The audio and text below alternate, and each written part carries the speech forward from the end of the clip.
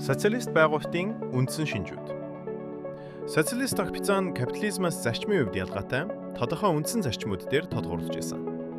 Юуны өмнө эдийн засгийн төвлөрсөн төлөвлөгөө хэлбэртэй байв. Хувийн өмчийг халж, үйлдвэрлэлийн хэрэгслийг төрийн өмчөд шилжүүлсэн. Ингэснээр зах зээлийн өрсөлдөөнөр бус төрөөс гаргасан 5 жилийн төлөвлөгөөний дагуу эдийн засгийг удирддаг байсан. Мөн улс төрийн хувьд нэг намын тогтолцоо үйлчилдэг байлаа.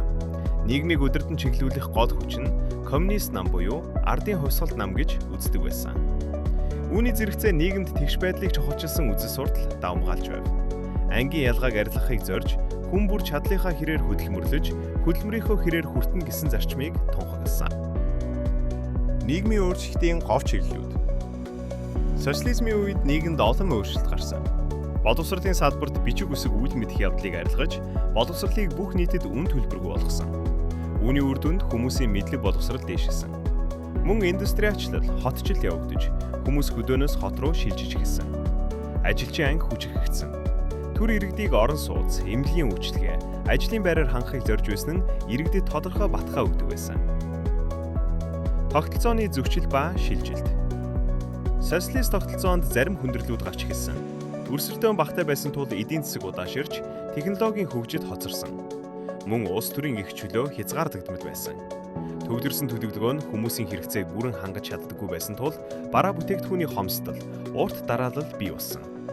Ийм шалтгаануудын улмаас социалист систем удаан үргэлжлэх боломжгүй болж 1990-ад онд Монгол зах зээлийн нийгэм рүү шилжсэн.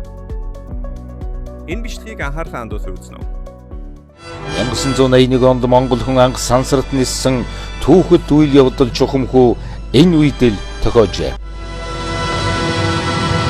Манай ард түмнээ төлөөлөж анх удаа Монголын иргэн хүн сансарт нисэх гэж байна. Энэ бол манай ард түмнээ түүхэнд онцтой төлөөлөлттэй юм хэрэг юм аа.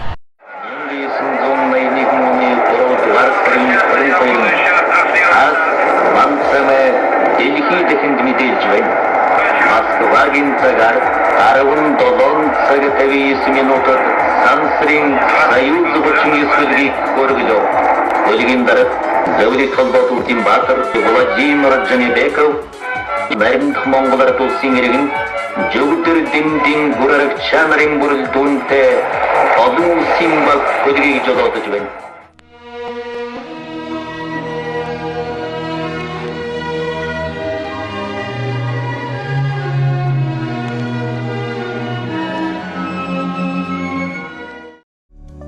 Бүх нийтийг бичиг үсэгтэй болгох хөдөлгөөн үр дүнгээ өгч 1970 онд гэхэд хүн амын 89.3% нь бичиг үсэг тайлэгджээ. Үүнийг ЮНЕСКО үнэлж, Н. Крупсагийн нэрэмжит олон улсын алтан медалаар манай улсыг шангасан юм. 1982 онд бүгд найрамдах Монгол ард улсын боловсролын тухай хуулийг бат чанаргав.